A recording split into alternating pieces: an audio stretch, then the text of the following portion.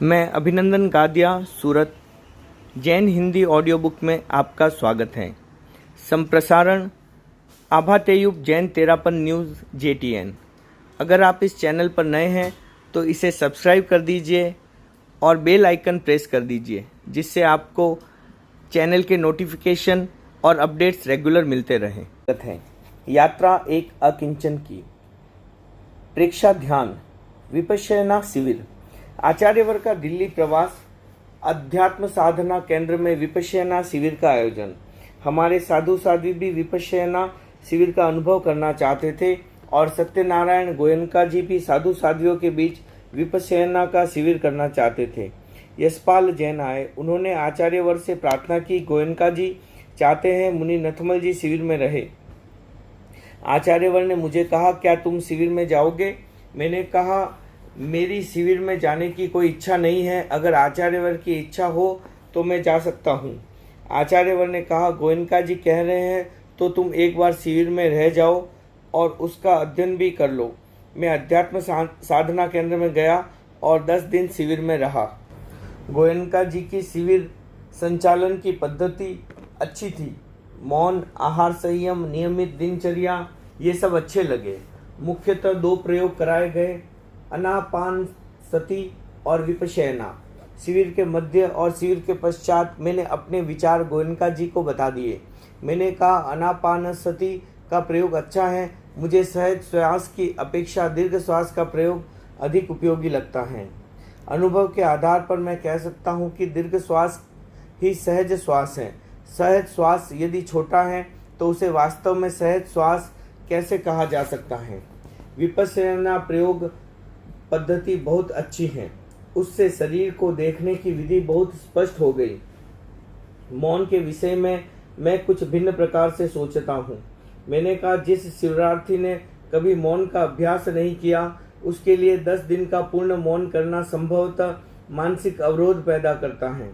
यदि कालिक मौन रहे, आवश्यकतावश क्वचित बोलना पड़े तो आपत्ति नहीं होनी चाहिए।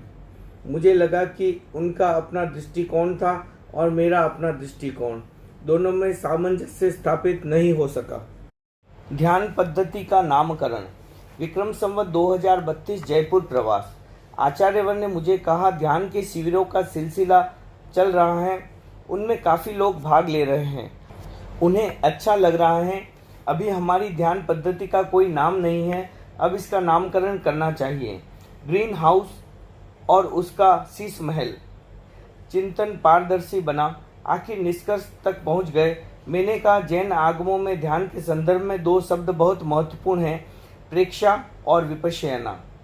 जैन और बौद्ध दोनों श्रमण परंपरा के जैन धर्म दर्शन हैं। बौद्ध साधक विपश्यना का प्रचुरता से प्रयोग कर रहे हैं। हमें इस ध्यान पद्धति का नाम प्रेक्षा कर देना चाहिए। आचार्यवर से स्वीकृति प्राप्त हो गई। हमारी ध्यान पद्धति का नाम प्रेक्षा ध्यान हो गया। आतापना का प्रयोग। विक्रम संवत 2033 सरदार शहर में चातुर्मासिक प्रवास। वहां पर प्रेक्षा ध्यान के अनेक शिविर हुए। एक दिन मन में विचार आया, आतापना का प्रयोग करना चाहिए। मुनि ताराचंद जी हमारे साथ थे। उनसे मैंने इस विषय की चर्चा की। वे साधना निष्ठ और ध्यान के अभ्यासी थे। प्रयोग में उनकी रुचि है। उन्होंने कहा, हमें यह प्रयोग करना चाहिए। आतापना की चालू पद्धति का अनुसरण हमारे लिए संभव नहीं था। मुनि रंजीत मल जी स्वामी, मुनि सुखलाल जी आदि संत ग्रीष्म ऋतु में दोपहर के समय तपती हुई शिला पर लेट जाते थे, घंटों तक आतापना लेते रहते। हमने आतापना के तात्पर्य पर चिंतन किया। भगवान महावीर आतापना लेते थे, उस विधि का अध्ययन किया। आगम साहित्य में आतापना का विशद वर्णन है, उसका अध्ययन किया। अध्ययन के बाद मैंने प्रातःकाल आतापना लेने का निर्णय किया। तेजस शक्ति के विकास के लिए आतापना का बहुत महत्व है और उतना ही महत्व है प्रतिभा, ज्ञान, अंतर्दृष्टि के विकास के लिए। इन दोनों प्रयोजनों की सिद्धि के लिए प्रातःकालीन सूर्य का आताप लेना अधिक उपयुक्त लगा। प्रातःकालीन सूर्य की रश्मियों से जो प्राप्त होता है वह संभवतः मध्यकालीन रश्मियों से नहीं होता। संपत दुग्गड़ विद्यालय में प्रेक्षा ध्यान का 10 दिवस यह शिविर चल रहा था। उधर हमने आतापना का प्रयोग शुरू किया। स्वरूपचंद जी और शुभकरण जी दुग्गड़ के दो बंगले दुग्गड़ विद्यालय के सामने थे। शुभकरण जी के बंगले की छत पर मैं चला जाता, कुछ क्षणों तक सूर्य के सामने बैठकर आतप लेता, फिर अचेल अवस्था में उतान शयन कायोत्सर्ग की मुद्रा में आतापना लेता, तत्पश्चात आवाड़ मुख शयन कायोत्सर्ग की मुद्रा में आतापना लेता, उसके बाद दक्षिण पार्श्व शयन कायोत्सर्ग की मुद्रा में, उसके बाद वाम पार्श्व शयन कायोत्सर्ग की मुद्रा में आतापना लेता, आंख पर वस्त्र बांध लेता और शेष सारा शरीर वस्त्र मुक्त रहता। लगभग 8 बजे से 9 बजे तक आतापना का क्रम चलता था। मुनि ताराचंद जी का स्वरूपचंद जी के बंगले पर यह क्रम चलता। आतापना का यह क्रम लंबे समय तक चला। मैंने अनुभव किया कि अंतर्दृष्टि के विकास के लिए यह महत्वपूर्ण प्रयोग है। साधना का 9 मासिक प्रयोग।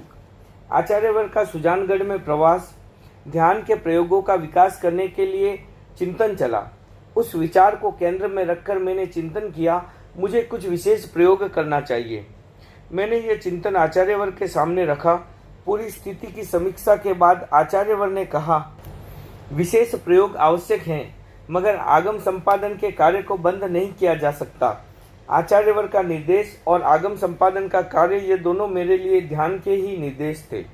मैंने आचार्यवर से निवेदन किया, मैं आगम संपादन के लिए 3 घंटे सुरक्षित रखूंगा।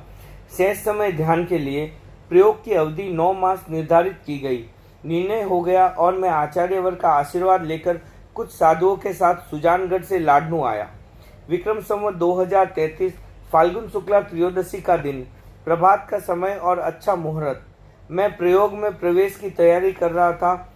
सूर्य की प्रकाश रश्मियां जैन विश्व भारती के प्रांगण को अभिष्णात कर रही थी। उस समय शुभकरण जी दसानी आए और उन्होंने आचार्यवर के आशीर्वाद का पत्र मेरे हाथ में थमा दिया। मैंने वह पत्र श्रद्धात्मक दृष्टि से पढ़ा और सफलता के वर्तमान क्षणों में भविष्य की सफलता का चित्र अंकित हो गया। आचार्यवर ने लिखा, अरहम, सुजानगढ़ 2/3/1977। मुनि नथमल जी, अभी रात के ठीक 10 बजे हैं। शुभकरण जी दसानी मेरे पास बैठा है। श्रीचंद बेंगानी भी हैं। प्रसंग चल पड़ा है तुम्हारा। तुम कल सवेरे फाल्गुन शुक्ला 13 लाडनू जैन विश्व भारती के शुभ प्रांगण में एक विशिष्ट प्रयोग प्रारंभ कर रहे हो। इसके लिए मैं भी कुछ लिखूं? क्या लिखूं? अभी इतना ही कि तुम्हारा प्रयोग सफल हो, तुम्हारी भावना सफल हो, इसके लिए मेरी अनेकानेक शुभकामनाएं। सुनो, तुम्हारा प्रयोग केवल तुम्हारा ही नहीं, मेरा भी प्रयोग है, संघ का प्रयोग है। इससे समूचा संघ लाभान्वित होगा। आचार्य तुलसी। मैंने 9 मासिक प्रयोग का प्रारंभ भक्ति पूर्वक किया। मेरे सामने भक्ति के 3 रूप थे। पहला गुरु भक्ति, दूसरा श्रुत भक्ति और तीसरा आत्म भक्ति। गुरु भक्ति के प्रकरण में मैंने भगवान महावीर और आचार्य तुलसी की स्तुति की। श्रुत भक्ति के प्रकरण में मैंने श्रुत को हृदयगम करने की अनुशंसा की। आत्म भक्ति के प्रकरण में मैंने आद्य शंकराचार्य के उस वाक्य का अनुसरण किया, स्वरूपानुसंधान भक्ति रीत विधीयते। 9 महीने में करणीय प्रयोग की मैंने कोई तालिका नहीं बनाई और वह बनाई भी नहीं जा सकती थी।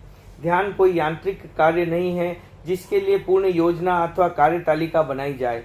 मैं इससे पहले भी वही प्रयोग करता रहा जिसका मुझे स्वतः निर्देश मिल जाता। ध्यान के लिए समय का नियोजन अवश्य किया। प्रातः 8 बजे से 11 बजे तक एकांतवास, उस समय ध्यान के प्रयोग चलते। मध्याह्न में 2 बजे से 5 बजे तक आगम संपादन का कार्य चलता। साय ध्यान के विषय में अध्ययन, चिंतन और मनन। रात्रि के प्रथम पहर में तथा ब्रह्म मुहूर्त की बेला में 4 बजे से सूर्योदय तक ध्यान के प्रयोग। प्राय यह क्रम चलता रहा। प्रयोग का प्रारंभ दीर्घ श्वास से किया गया। कुछ प्रयोग लंबे समय तक चले और कुछ प्रयोग बदलते रहे। पहला आसन। प्रयोग काल में मैंने आसनों का चयन किया। स्थानांग सूत्र में आसनों का वर्गीकरण है, वह बहुत ही समीचीन है। उसके अनुसार आसन का क्रम यह है: पहला सुप्तासन, दूसरा निष्णासन, तीसरा ऊर्ध्वासन। कन्हैयालाल जी पटावरी दिल्ली से एक योगी को लेकर आए। उसने कहा, आजकल जो लोग आसनों का प्रयोग कर रहे हैं वह सही नहीं है। सबसे पहले लेटकर, फिर बैठकर और फिर खड़े होकर आसन करने चाहिए। यह आसन करने का सही क्रम है। इसका आधार है शिशु के विकास का क्रम। शिशु जन्म के प्रारंभ में लेटा रहता है, फिर बैठना शुरू करता है, उसके बाद खड़े होने का अभ्यास करता है। योगी का यह तर्क संगत लग रहा है। आसन के प्रारंभ में 2 मिनट का कायोत्सर्ग, शयन मुद्रा में किए जाने वाले आसन, भुजंगासन, मत्स्यासन, उत्तान पादासन, सर्वांगासन, हलासन। निष्णन मुद्रा में किए जाने वाले आसन, वज्रासन, पद्मासन, बृहद पद्मासन, पश्चिमोत्तासन, योग मुद्रा। खड़े खड़े किए जाने वाले आसन, ताड़ासन, त्रिकोणासन, सूर्य नमस्कार, त्रिबंध, उड़ियान बंध, जालंधर बंध, मूल बंध। प्रत्येक आसन के अंतराल में आधा अथवा 1 मिनट का कायोत्सर्ग। दूसरा, प्राणायाम। प्राणायाम में पहला अनुलोम विलोम, दूसरा सूक्ष्म भस्त्रिका, तीसरा उज्जाई। आसन और प्राणायाम के प्रयोग के अनेक उद्देश्य हैं। उनमें 2 प्रमुख हैं, स्वास्थ्य और ध्यान का विकास। इस आधार पर आसन के 2 प्रकार किए गए, पहला ध्यानासन, दूसरा शरीरासन। पद्मासन, बृहद पद्मासन, वज्रासन आदि प्रमुखतः ध्यानासन हैं। मत्स्यासन, सर्वांगासन आदि प्रमुखतः शरीरासन हैं। आरोग्य जरूरी है, इसलिए सामान्यतया आरोग्य के लिए आसन का प्रयोग किया जाता है। साधना के लिए आरोग्य आवश्यक है, इसलिए मैं आसन की उपेक्षा नहीं करता। आसन का महत्वपूर्ण उद्देश्य है नाड़ी तंत्रीय और ग्रंथि तंत्रीय संतुलन। वह ध्यान के लिए बहुत महत्वपूर्ण है। आसन करने का उद्देश्य केवल आरोग्य नहीं होना चाहिए, संतुलन भी होना चाहिए। यदि हम संतुलन के लिए आसन का प्रयोग करें तो आरोग्य और ध्यान दोनों की सिद्धि सम्यक प्रकार से हो सकती है।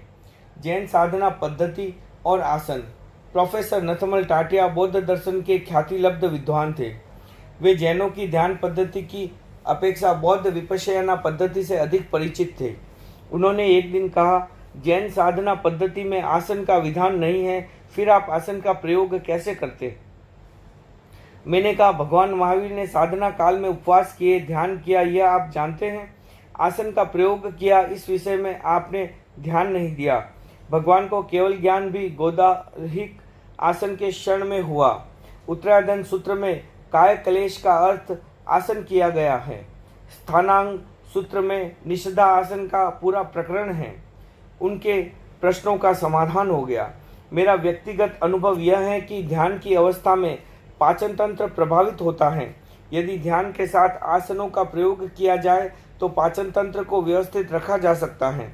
आसन और ध्यान का परस्पर विरोध नहीं है। ध्यान में ऊर्जा का व्यय होता है।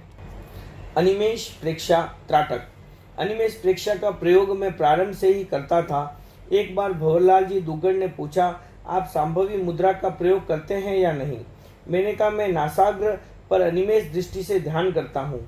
उन्होंने कहा, आज्ञा चक्र पर खुली आंखों से ध्यान टिकाकर वहाँ त्राटक का प्रयोग करें। मैंने संभवी मुद्रा का प्रयोग शुरू किया। वह मानसिक एकाग्रता के लिए अच्छा लगा।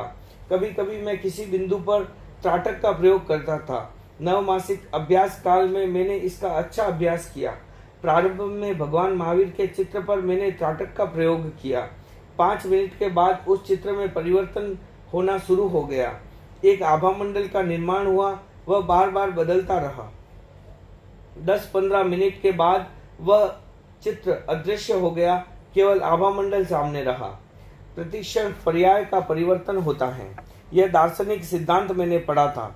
अनिमेष प्रेक्षा के प्रयोग में उसका साक्षात्कार हो गया। अनिमेष प्रेक्षा के समय एक लक्ष्य में स्थापित बिंदु अथवा चित्र के रंग रूप आकार बदलते हैं। उनका अनिमेष दृष्टि के क्षणों में अनुभव नहीं होता। कुछ समय बाद मैंने दर्पण में प्रतिबिंब अपने आज्ञा चक्र पर, अपनी आंखों पर, अपने नासाग्र पर अनिमेष प्रेक्षा का प्रयोग किया। उसका अनुभव बहुत महत्वपूर्ण रहा। यह प्रयोग लगभग 2 माह तक चलता रहा। अंतर्दृष्टि और अंतर्मुखता के विकास के लिए मैंने इसके महत्व का अनुभव किया। भगवान महावीर नासाग्र पर अनिमेष दृष्टि का प्रयोग करते थे, उसे भी समझने का अवसर मिला। चौथा, निर्विकल्प ध्यान, निर्विचार ध्यान। ध्यान का एक रूप है एकाग्रता और उसका दूसरा रूप है विकल्प शून्यता। चेतना के जागरण के लिए निर्विकल्प ध्यान का सर्वोत्तम स्थान है। कुछ साधक एकाग्रता का अभ्यास करना आवश्यक नहीं मानते। मैंने सीधा रास्ता नहीं चुना। पहले एकाग्रता के विकास पर अधिक ध्यान केंद्रित किया। 9 मासिक साधना की अवधि में निर्विकल्प ध्यान का भी प्रयोग किया। निर्विकल्प ध्यान के लिए कुछ साधन बहुत उपयोगी हैं, जैसे अनिमेष प्रेक्षा अथवा त्राटक, श्वास संयम का प्रयोग अथवा कुंभक, नासाग्र ध्यान, जालंधर बंद, खेचरी मुद्रा। मैंने ये सभी प्रयोग किए। श्वास संयम और अनिमेष प्रेक्षा के प्रयोग मुख्य रहे। जो साधक अध्यात्म की गहराई में जाना चाहे उसके लिए एकाग्रता सीमा नहीं है। एकाग्रता मन की भूमिका है। अतीन्द्रिय चेतना के विकास के लिए मन की भूमिका के परे जाना होता है। प्रेक्षा ध्यान और चैतन्य केंद्र। जैन विश्व भारती में परमार्थिक शिक्षण संस्था की मुमुक्षु बहनों का प्रेक्षा ध्यान शिविर चल रहा था। एक दिन ध्यान का प्रयोग करके मैं एकांत में बैठा था। गहरी एकाग्रता की अवस्था में था। अकस्मात आंख खुली, हाथ में नोटबुक ली और लिखने लग गया। क्या लिखना है मुझे पता नहीं, फिर भी मैं लिख रहा था। एक अव्यक्त अवस्था में मेरा बाह्य चेतना से कोई संपर्क नहीं था। आंतरिक चेतना की किसी रश्मि का प्रस्फोट हुआ और मैंने चैतन्य केंद्र के नाम लिख दिए, जैसे शक्ति केंद्र, स्वास्थ्य केंद्र, तेजस केंद्र, आनंद केंद्र, विशुद्धि केंद्र, ब्रह्म केंद्र, प्राण केंद्र, चक्षुष केंद्र, दर्शन केंद्र, ज्योति केंद्र, शांति केंद्र, ज्ञान केंद्र। हठ योग में मुख्यतः 7 चक्र माने गए हैं। मूलाधार चक्र, स्वादिष्ठान चक्र, मणिपुर चक्र, अनाहत चक्र, विशुद्धि चक्र, आज्ञा चक्र, सहस्त्रार चक्र। मूलाधार का नाम शक्ति केंद्र, स्वादिष्ठान चक्र का नाम स्वास्थ्य केंद्र, मणिपुर चक्र का नाम तेजस केंद्र, अनाहत चक्र का नाम आनंद केंद्र, आज्ञा चक्र का नाम दर्शन केंद्र और सहस्त्रार चक्र का नाम ज्ञान केंद्र। चक्रों के नाम परिवर्तन क्यों किए गए, इस प्रश्न का उत्तर मेरे पास नहीं है। मैंने चक्रों के नाम परिवर्तन के लिए न कभी कोई कल्पना की और न कभी कोई चिंतन किया, पर इतना कह सकता हूँ कि नाम परिवर्तन किया नहीं, हो गया। तुलनात्मक दृष्टि से 7 चैतन्य केंद्र के स्थान वही हैं जो हठ योग में निरूपित हैं। चक्र, मूलाधार चैतन्य केंद्र, शक्ति केंद्र, स्वादिष्ठान स्वास्थ्य केंद्र, मणिपुर तेजस केंद्र, अनाहत आनंद केंद्र, विशुद्धि विशुद्धि केंद्र, आज्ञा दर्शन केंद्र, सहस्त्रार ज्ञान केंद्र, ब्रह्म केंद्र, प्राण केंद्र, चाक्षुष केंद्र, ज्योति केंद्र और शांति केंद्र। ये 5 नए हैं। हठ योग में इनका चक्र के रूप में उल्लेख नहीं मिलता। अप्रमाद केंद्र का विकास शिविर कालीन है। चक्र का नाम चैतन्य केंद्र भी स्वतः निर्धारित हो गया। प्रेक्षा ध्यान की प्रयोग पद्धति में 13 चैतन्य केंद्र की स्थापना हो गई। 9 मासिक साधना के क्षणों में आध्यात्मिक चिंतन मंथन भी चलता रहा। एकांतवास उसके लिए उपयोगी रहा। एक दिन मन में एक वितर्क उत्पन्न हुआ। जैन शासन में बड़े बड़े आत्मवेता, अध्यात्मवेता और योगी हुए हैं। क्या उन्होंने शरीर का अध्ययन नहीं किया? तंत्र शास्त्र और हठ योग में चक्रों का निरूपण है, किंतु जैन साहित्य में उनका कोई निरूपण नहीं है। ध्यान की पद्धति छूट जाने के कारण इस प्रश्न का उत्तर खोजा भी नहीं गया। हरिभद्र सूरी, शुभचंद्र, हेमचंद्र आदि आचार्यों ने अपने योग ग्रंथों में हठ योग का समावेश किया, किंतु जैन साहित्य में उपलब्ध चक्रों की ओर ध्यान नहीं दिया। देशावधि ज्ञान चक्र सिद्धांत का मौलिक आधार है। नंदी सूत्र में देशावधि और सर्वावधि का उल्लेख नहीं है, किंतु उनकी व्याख्या बहुत विस्तार से मिलती है। अंतर्गत देशावधि का सूचक है और मध्यगत सर्वावधि का सूचक है। अंतर्गत अवधि ज्ञान के 3 प्रकार हैं: पुरतः अंतर्गत, पुष्टतः अंतर्गत और पार्श्ववर्त अंतर्गत। चूर्णिकार और हरिभद्र सूरी ने अंतर्गत शब्द के अनेक अर्थ किए। यह औदारिक शरीर के पर्यंत भाग में स्थित होता है, इसलिए अंतर्गत है। यह स्पर्धक अवधि होने के कारण आत्म प्रदेशों के अंतभाग में रहता है, इसलिए अंतर्गत है। यह औदारिक शरीर के किसी भाग से साक्षात जानता है, इसलिए अंतर्गत है। औदारिक शरीर के मध्यवर्ती स्पर्धकों की विशुद्धि, सब आत्म प्रदेशों की विशुद्धि अथवा सब दिशाओं का ज्ञान होने के कारण वह अवधि ज्ञान मध्यगत कहलाता है। जब आगे के चक्र या चैतन्य केंद्र जागृत होते हैं तब पूर्णतः अंतर्गत अवधि ज्ञान होता है, उससे अग्रवर्ती श्रेय जाना जाता है। जब पीछे के चैतन्य केंद्र जागृत होते हैं तब पृष्ठतः अंतर्गत अवधि ज्ञान होता है, उससे पृष्ठवर्ती शेष जाना जाता है। जब पार्श्व के चैतन्य केंद्र जागृत होते हैं तब पार्श्वतः अंतर्गत अवधि ज्ञान होता है, उससे पार्श्ववर्ती शेष जाना जाता है। जब मध्यवर्ती चैतन्य केंद्र जागृत होते हैं तब मध्यगत अवधि ज्ञान उत्पन्न होता है और उससे सर्वत्र समन्तात से जाना जाता है। इसका निष्कर्ष है कि हमारे समूचे शरीर में चैतन्य केंद्र अव्यवस्थित हैं।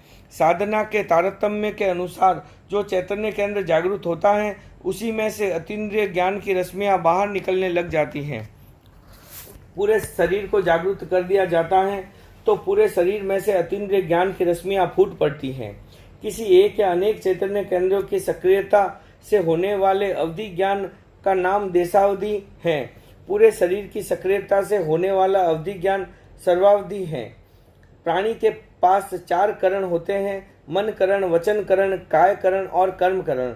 अशुभ करण से असुख का और शुभ करण से सुख का संवेदन होता है। श्वेतांबर साहित्य में करण के विषय में अर्थ की परंपरा विस्मृत हो गई। दिगंबर साहित्य में उसकी अर्थ परंपरा आज भी उपलब्ध है। उससे चक्र का या चैतन्य केंद्र के बारे में बहुत महत्वपूर्ण जानकारी मिलती है।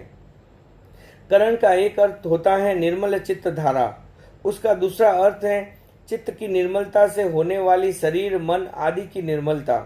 शरीर के जिस भाग में निर्मलता हो जाती है अर्थात शरीर का जो भाग करण रूप से परिणित हो जाता है उस भाग में अतीन्द्रिय ज्ञान होने लग जाता है। इस दृष्टि से हमारे शरीर में अवधि ज्ञान के अनेक क्षेत्र हैं, अनेक संस्थान हैं। ये संस्थान चैतन्य केंद्र वाचक किसी पद में उल्लेखित नहीं है। सटखंडागम में अवधि ज्ञान के 13 प्रकार बताए गए हैं। उनमें एक क्षेत्र और अनेक क्षेत्र अवधि ज्ञान चैतन्य केंद्र की दृष्टि से बहुत महत्वपूर्ण है। जीव शरीर का एक देश चैतन्य केंद्र करण बनता है, वह एक क्षेत्र अवधि ज्ञान है जो प्रतिनियत क्षेत्र के माध्यम से नहीं होता किंतु शरीर के सभी अवयवों के माध्यम से होता है। शरीर के सभी अवयव करण बन जाते हैं, वह अनेक क्षेत्र अवधि ज्ञान है। अवधि ज्ञान की क्षमता सब आत्म प्रदेशों में है, परंतु शरीर का जो देश करण बनता है उसी के माध्यम से वह प्रकट होता है। नंदी सूत्र में किसी एक अवयव से जानने तथा सब अवयव से जानने का उल्लेख मिलता है। इन अध्ययन सूत्रों के आधार पर यह धारणा स्पष्ट हो गई कि अतीन्द्रिय ज्ञान की अभिव्यक्ति के लिए भी शरीर का करण बनना अपेक्षित है। एक क्षेत्र अवधि ज्ञान में शरीर का एक चैतन्य केंद्र भी जागृत हो सकता है तथा 2, 3, 4, 5 आदि चैतन्य केंद्र भी एक साथ जागृत हो सकते हैं। चैतन्य केंद्र अनेक संस्थान वाले होते हैं। जैसे इंद्रियों का संस्थान प्रतिनियत होता है वैसे चैतन्य केंद्रों का संस्थान प्रतिनियत नहीं होता, किंतु करण रूप में परिणित शरीर प्रदेश अनेक संस्थान वाले होते हैं। कुछ संस्थानों के नाम निर्देश मिलते हैं जैसे श्रीवत्स, कलश, शंख, स्वस्तिक, नद्यावर्त आदि। धवलाकार ने आदि शब्द के द्वारा अन्य अनेक शुभ संस्थानों का निर्देश किया। तंत्र शास्त्र और हठयोग में चक्रों के लिए कमल शब्द की प्रकल्पना मिलती है। यहाँ कमल शब्द का उल्लेख नहीं है किंतु आदि शब्द के द्वारा उसका निर्देश स्वतः प्राप्त हो जाता है। आचार्य नेमिचंद्र ने गुण प्रत्यय अवधि ज्ञान को शंख आदि चिन्हों के माध्यम से उत्पन्न होने वाला बतलाया है। टीकाकार ने आदि शब्द की व्याख्या में पद्म, वज्र, स्वास्तिक, मत्स्य, कलश आदि शब्दों का निर्देश दिया है। जैन साहित्य में अष्टमंगल की मान्यता प्रचलित है। अनुमान किया जा सकता है कि अवधि ज्ञान के शरीरगत चिन्हों और अष्टमंगलों में कोई सामंजस्य का सूत्र रहा हो। श्रीवत्स आदि शुभ संस्थान वाले चैतन्य केंद्र मनुष्य और पशु की नाभि के ऊपर के भाग में होते हैं। वीरसेन आचार्य का मत है कि शुभ संस्थान वाले चैतन्य केंद्र नीचे के भाग में नहीं होते। नाभि से नीचे होने वाले चैतन्य केंद्रों के संस्थान अशुभ होते हैं। गिरगिट आदि अशुभ आकार वाले होते हैं। आचार्य वीरसेन के अनुसार इस विषय का सटखंडागम में उल्लेख नहीं है, किंतु यह विषय उन्हें गुरु परंपरा से उपलब्ध है। चैतन्य केंद्रों के संस्थानों में परिवर्तन भी हो सकता है। सम्यक्त उपलब्ध होने पर नाभि से नीचे के अशुभ संस्थान मिट जाते हैं। नाभि के ऊपर के शुभ संस्थान निर्मित हो जाते हैं। इसी प्रकार सम्यक दृष्टि के मिथ्यात्व अवस्था में चले जाने पर नाभि के ऊपर के शुभ संस्थान मिट जाते हैं और नाभि के नीचे के अशुभ संस्थान निर्मित हो जाते हैं। पूरे शरीर से ज्ञान की रश्मियां बाहर निकलती हैं। नंदी सूत्र के इस महत्वपूर्ण सिद्धांत तथा सतखंडागम के करण सिद्धांत ने चक्र विषयक जिज्ञासा का समाधान दे दिया। एक प्रश्न अभी भी अनुत्तरित है कि हरिभद्र, शुभचंद्र, हेमचंद्र, रामसेन आदि योग के विशेषज्ञ आचार्यों ने इन सिद्धांतों का प्रयोग क्यों नहीं किया। तंत्र शास्त्र और हठयोग में चक्रों के विषय में जो जानकारी है उससे कहीं अधिक जानकारी दिगंबर साहित्य में है। यदि करण के सिद्धांत का प्रयोग किया जाता तो जैन योग अधिक व्यापक बनता। चक्र के विषय में मेरा अवबोध स्पष्ट नहीं था। क्या ये शरीर के अवयव है या केंद्रित ऊर्जा? नंदी और करण सिद्धांत के अध्ययन के बाद यह स्पष्ट बोध हो गया कि चक्र शरीर के अवयव नहीं है। हमारे शरीर में चैतन्य के कुछ केंद्र हैं, वे केंद्र ही चक्र अथवा चैतन्य केंद्र हैं। सियादवाजी मंजरी में आचार्य मल्लीशेन ने मर्म की परिभाषा की है। उससे बहुत स्पष्ट बोध मिलता है कि मर्म चक्र का पर्यायवाची शब्द है। आयुर्वेद के महान आचार्य सुश्रुत ने शरीरवर्ती मर्म स्थानों का विशद वर्णन किया है। बहुभिरात्म प्रदेरतिष्ठा देहावयवा। मर्म शरीर के जिस देश में आत्मा के प्रदेश चैतन्यमय अणु अधिक मात्रा में अधिष्ठित होते हैं वह मर्म है। इस परिभाषा से बहुत स्पष्ट होता है कि शरीर के जिस भाग में चैतन्य सघन है उसका नाम चैतन्य केंद्र है। जहाँ चैतन्य सघन है वहाँ प्राण भी सघन होता है। चैतन्य केंद्र हमारे शरीर, मन और भाव सबको प्रभावित करते हैं। अध्यात्म ज्योतिष के अनुसार चैतन्य केंद्र और ग्रहों का घनिष्ठ संबंध है। चक्र ग्रह मूलाधार बुध, राहु, केतु, स्वाधिष्ठान शुक्र, मणिपुर रवि, अनाहत मंगल, विशुद्धि चंद्र, आज्ञा गुरु, सहस्त्रार शनि। नवमासिक साधना की अवधि में नमस्कार स्वाध्याय के गंभीर अध्ययन का अवसर मिला। उसके प्राकृत और संस्कृत दोनों संस्करण अध्यात्म साधना की दृष्टि से असाधारण हैं। हम अरहम का प्रयोग पहले भी करते थे, किंतु नमस्कार स्वाध्याय के अध्ययन के पश्चात उसकी अनेक विधियां ज्ञात हुई। अरहम के वलय का प्रयोग बहुत महत्वपूर्ण है। हमने उसका प्रयोग किया और दूसरों को भी करवाया, वह सफल रहा। प्रेक्षा ध्यान का विधिवत प्रथम शिविर। आचार्यवर सुजानगढ़ से प्रस्थान कर जैन विश्व भारती लाडनू में पधारे। मेरा प्रयोग वहां चल ही रहा था। एक दिन आचार्यवर ने कहा, अब तुम शिविर का पूर्ण संचालन करो। अब तक तुम शिविरार्थियों के लिए अल्पकालिक समय लगाते थे, किंतु अब तुम्हें पूरा समय लगाना चाहिए। आचार्यवर का निर्देश अथवा इंगित मेरे लिए शक्तिपात का कार्य करता है। मैंने शिविर के संचालन की योजना बना ली और नवंबर 1977 प्रेक्षा ध्यान के शिविर का प्रारंभ किया गया। शिविर के विषय में मैंने चिंतन किया और ध्यान की सफलता से पहले ध्यान की तैयारी करना आवश्यक है। इस चिंतन के फलस्वरूप उपसंपदा की योजना की गई। उपसंपदा संकल्प का प्रयोग है। कार्य के प्रारंभ में संकल्प शक्ति का प्रयोग आवश्यक है। हम जो काम करना चाहते हैं उसके प्रति समर्पण संकल्प के द्वारा होता है।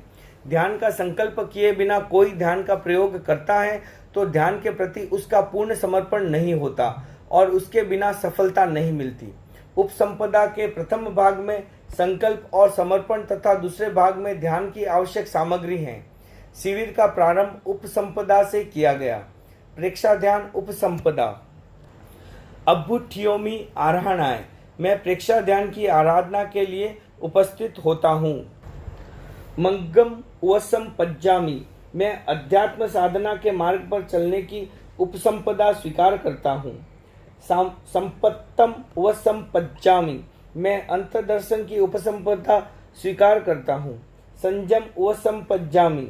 मैं आध्यात्मिक अनुभव की उपसंपदा स्वीकार करता हूँ। उपसंपदा के 5 सूत्र। भाव क्रिया। वर्तमान में जीना, जो करे जानते हुए करना, ध्येय के प्रति सतत अप्रमत्त रहने का अभ्यास करना। प्रतिक्रिया विरति। क्रिया करना, प्रतिक्रिया नहीं करना। तीसरा मैत्री। चौथा मिताहार। 5वां मित भाषण या मौन। अर्हम ध्वनि का प्रयोग। उपसंपदा का प्रयोग शिविर के प्रारंभ में होता है। ध्यान का प्रारंभ कैसे किया जाए, इस पर मैंने चिंतन किया और लगा कि ध्यान के लिए मस्तिष्क का अनुकूलन आवश्यक है। उसके लिए अर्हम की ध्वनि का निर्धारण किया गया। ध्यान के प्रारंभ में 9 बार अर्हम की ध्वनि का उच्चारण किया गया। उससे मस्तिष्क के अनुकूलन में सहयोग मिला। मैंने अर्हम के उच्चारण का कालमान भी निर्धारित किया। अ 1 मात्रा, ह रम 2 मात्राएं, म 3 मात्राएं। बिंदु सूक्ष्म रणकार जैसी ध्वनि अर्ध मात्रा, नाद अति सूक्ष्म ध्वनि अर्ध मात्रा, कुल 7 मात्रा।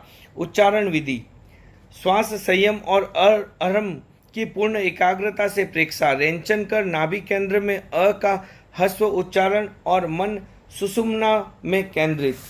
आनंद केंद्र में रम का दीर्घ उच्चारण। तालु में म का प्लुप्त उच्चारण। दर्शन केंद्र में बिंदु का सूक्ष्म ध्वनि नाद। ज्योति केंद्र से ज्ञान केंद्र तक नाद अति सूक्ष्म ध्वनि नाद। पुष्ट रज्जु सुषुम्ना में श्वास प्राणधारा का अनुभव करना। शक्ति केंद्र से जब प्राणधारा ऊपर जाए तब अ का और वह नीचे आए तब रम का ध्यान करना।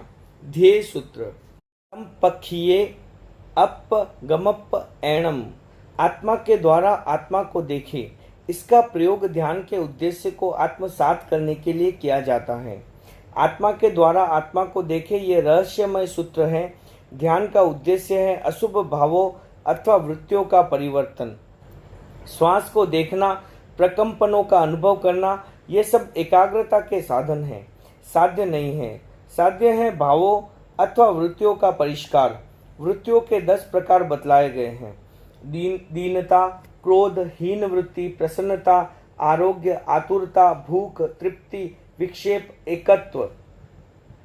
प्रसन्नता, समा, आरोग्य, तृप्ति, एकाग्रता, ये 5 प्रशस्त वृत्तियां हैं। हीनता, क्रोध, भूख, आतुरता और विक्षेप, ये 5 अप्रशस्त वृत्तियां हैं। आत्मा के द्वारा आत्मा को देखे, यहाँ प्रश्न उपस्थित होता है कि 2 आत्माएं कौन हैं। इसका मैंने समाधान दिया। मूल आत्मा एक है, वह ज्ञाता है। उसकी अवस्थाएं भी आत्मा शब्द से संबोधित की जाती हैं। इसका दूसरा अर्थ है राग द्वेष मुक्त चेतना के द्वारा वृत्तियों को देखना। शरीर के लिए भी आत्मा शब्द का प्रयोग होता है। इस अर्थ में शरीर को देखना भी आत्मा के द्वारा आत्मा को देखना है। संकल्प: ध्येय की स्पष्टता के लिए संकल्प का प्रयोग प्रारंभ किया गया। मैं चित्त शुद्धि के लिए प्रेक्षा ध्यान का प्रयोग कर रहा हूँ। कायोत्सर्ग: मन की एकाग्रता के लिए शरीर की स्थिरता अत्यंत आवश्यक है। इस अवबोध के आधार पर ध्यान से पूर्व कायोत्सर्ग का प्रयोग किया गया। कायोत्सर्ग का प्रयोग 2 रूपों में किया गया। पहला, ध्यान के समय एकाग्रता की सिद्धि के लिए अल्पकालीन 3 से 5 मिनट का प्रयोग। दूसरा, प्रातःकालीन ध्यान के पश्चात कायोत्सर्ग का स्वतंत्र रूप से प्रयोग। वह कायोत्सर्ग का दीर्घकालीन प्रयोग था। उसकी अवधि थी 45 मिनट। स्वतंत्र कायोत्सर्ग का प्रयोग मैं कभी कभी कराता। प्राय मुनि किशनलाल जी, मुनि महेंद्र कुमार जी और अन्य प्रशिक्षक भी कराते। अंतर यात्रा: पृष्ठ रज्जु और यौवन का गहरा संबंध है। यदि पृष्ठ रज्जु सुदृढ़ और स्वस्थ है तो शरीर में जीवनी शक्ति प्रवाहित होती रहती है। जिन नाड़ियों से शरीर को बल मिलता है वह सब पृष्ठ रज्जु के रंध्रों से गुजरती हैं। हृदय, फुफ्फुस आदि अवयव उन नाड़ियों से शक्ति प्राप्त करते हैं। ये तथ्य योग विद्या के अध्येता जानते हैं। मैंने अनुभव किया है कि अंतर्मुख होने का सर्वोत्तम उपाय है पृष्ठ रज्जु में ध्यान केंद्रित करना। चैतन्य केंद्र का उद्गम स्थल है पृष्ठ रज्जु, इसलिए ध्यान से पूर्व अंतर यात्रा का प्रयोग अपेक्षित है। श्वास का प्रयोग: कायोत्सर्ग और अंतर यात्रा का अभ्यास 5-5 मिनट के लिए निश्चित किया गया। दीर्घ श्वास प्रेक्षा का अभ्यास 20 मिनट का। मंगल सूत्र, ध्येय सूत्र 5 मिनट, कायोत्सर्ग 5 मिनट, अंतर यात्रा 5 मिनट, दीर्घ श्वास प्रेक्षा 20 मिनट, ज्योति केंद्र प्रेक्षा 10 मिनट, शरणम सूत्र 5 मिनट। प्रारंभ में 3 दिन तक यह क्रम चलता रहा। श्वास प्रेक्षा का अभ्यास परिपक्व होने पर उसके स्थान पर चौथे दिन शरीर प्रेक्षा का अभ्यास कराया गया। शिविर के 7वें दिन चैतन्य केंद्र प्रेक्षा के प्रयोग का अभ्यास कराया गया। शिविर के 9वें दिन अनित्य अनुप्रेक्षा का प्रयोग कराया गया। अनुप्रेक्षा संस्कार परिवर्तन, स्वभाव परिवर्तन और दृष्टिकोण परिवर्तन का महत्वपूर्ण उपाय है। इसके द्वारा संयोग वियोग से होने वाली मानसिक तनाव से मुक्ति पाई जा सकती है। प्रयोगकर्ताओं ने भी इस सच्चाई का अनुभव किया। अनुप्रेक्षा के अनेक प्रयोग हैं, उनका विकास क्रमशः होता है। 10वें दिन शिविर का समापन किया गया। कुछ शिविरार्थियों ने अपने अनुभव प्रस्तुत किए। एक अनुभव अनेक व्यक्तियों का सामने आया। 2-3 दिन तक काफ़ी कठिनाई का अनुभव हुआ। कभी कभी भाग जाने का भी विचार आया। 3 दिन के बाद अध्ययन में मन लगने लगा और अब इच्छा होती है कि इस शिविर की अवधि बढ़ा दी जाए। मौन करना तथा 1 घंटे तक आसन में बैठना कठिन लगता। आहार बहुत सात्विक था, फिर भी वह सबको रुचिकर लगता। मौन के विषय में हमारा अपना स्वतंत्र चिंतन है। 10 दिन तक पूर्ण मौन रखना सामान्य साधक के लिए बहुत कठिन है। शिविर में आने वाले सभी व्यक्ति अध्यात्म की उच्च भूमिका के प्रति समर्पित नहीं होते। कुछ व्यक्ति शारीरिक समस्या को लेकर आते हैं, कुछ व्यक्ति तनाव और मानसिक समस्या को लेकर आते हैं, कुछ व्यक्ति नशे की आदत से छुटकारा पाने के लिए आते हैं। प्रथम बार शिविर में आने वाले लोगों के लिए 1 घंटा एक आसन में बैठना और पूर्ण मौन करना कठिन होता है। इसलिए हमने एक आसन में ही स्थिर रहने का आग्रह नहीं रखा। यदि आसन के कारण ध्यान में बाधा आए तो हमने कहा ध्यान को चालू रखते हुए धीरे से आसन बदला जा सकता है। मौन के बारे में यह निर्देश दिया गया कि कोई व्यक्ति परस्पर बातचीत न करे। आवश्यक कार्य की सूचना देनी हो तो वह मंद स्वर में बोल सकता है। प्रशिक्षण। मैंने अनुभव किया कि ध्यान के विकास के लिए शरीर विज्ञान और शरीर क्रिया विज्ञान का प्रशिक्षण आवश्यक है। हठ योग के आचार्यों का मत है कि नाड़ी का ज्ञान किए बिना योग की सिद्धि नहीं हो सकती। वर्तमान में नाड़ी का विज्ञान प्राय लुप्त सा है। इस विषय में लोग बहुत कम जानते हैं। महर्षि पतंजलि ने के अनुसार नाभि चक्र पर संयम करने से कायव्यूह, वात, पित्त और कफ की क्रिया, प्रतिक्रिया और विक्रिया का ज्ञान होता है। वर्तमान का शरीर शास्त्र बहुत विकसित है। उसका अध्ययन ध्यान के विकास में बहुत सहयोगी है। इसलिए ध्यान के साथ उसका प्रशिक्षण आवश्यक समझा और शिविर का वह अपरिहार्य अंग बन गया। कुछ लोग ध्यान शिविर में प्रशिक्षण को उपयोगी नहीं मानते। हमारी दृष्टि से वह बहुत उपयोगी है। आसन। प्रातःकालीन ध्यान के पश्चात आसन का प्रयोग कराया जाता। वह प्रयोग कभी मुनि कराते, कभी प्रशिक्षक। विपश्यना की पद्धति में आसन, प्रशिक्षण और जप तीनों को वर्जनीय माना है।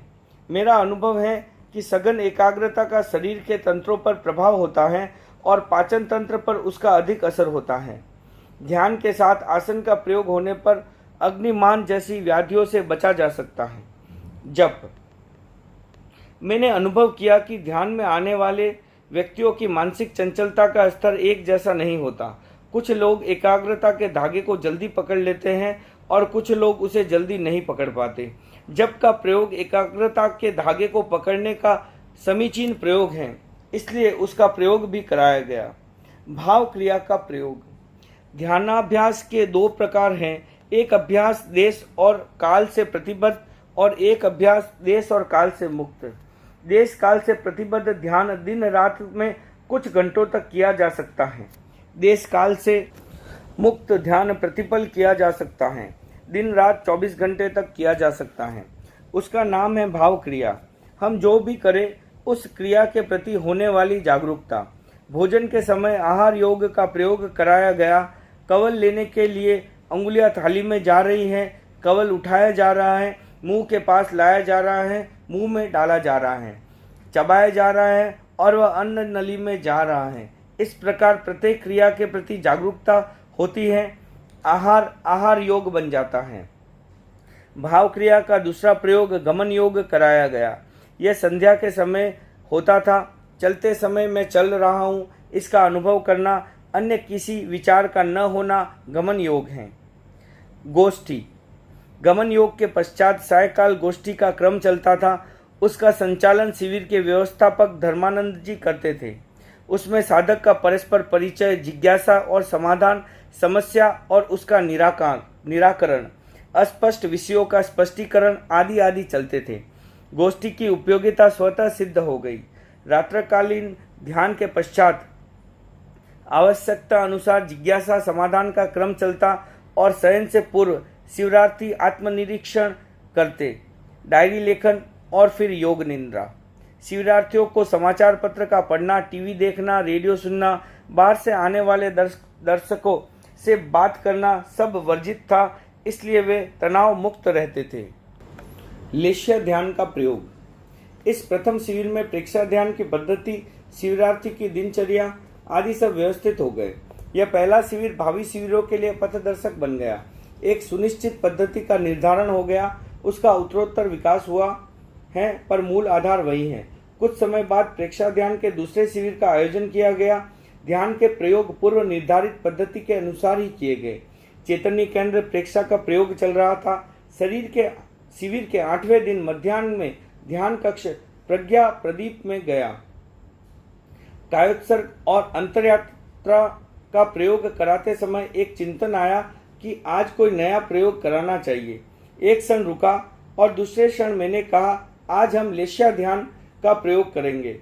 श्वास के प्रयोग प्राय सभी ध्यान पद्धतियों में प्रचलित हैं। चक्र अथवा चैतन्य केंद्र का प्रयोग भी कुछ ध्यान पद्धतियों में प्रचलित हैं। लेश्या ध्यान का प्रयोग संभवतः किसी भी ध्यान पद्धति में प्रचलित नहीं है। मैंने भी कभी लेश्या ध्यान की कल्पना नहीं की थी। तत्काल उसके प्रयोग की कल्पना की और व्यवस्थित रूप से इसका प्रयोग करा दिया। इसका मुझे भी आश्चर्य हुआ, यह कैसे हुआ। इसका निश्चित उत्तर तो मैं नहीं दे सकता। इतना कहा जा सकता है कि रश्मि ध्यान का प्रयोग भीतर ही भीतर अव्यक्त रूप से चल रहा था और वह अकस्मात अभिव्यक्त हो गया। लेश्या के सिद्धांत का अध्ययन मैंने गहराई से किया। उसके आधार पर मेरी धारणा बन गई कि भावधारा को समझने के लिए लेश्या को समझना बहुत जरूरी है। लेश्या के परिवर्तन का अर्थ है भावधारा का परिवर्तन और भावधारा के परिवर्तन का अर्थ है लेश्या का परिवर्तन। सूर्य रश्मि चिकित्सा। प्राकृतिक चिकित्सा के साहित्य का अध्ययन किया। रंग चिकित्सा अथवा सूर्य रश्मि चिकित्सा उसी का एक अंग है। श्री मोहनलाल जी कठोतिया ने प्रेक्षा ध्यान के साथ रंग चिकित्सा के प्रयोग का भी प्रारंभ किया। इस विषय में उन्हें सफलता भी मिली। तंत्र शास्त्र और रंग।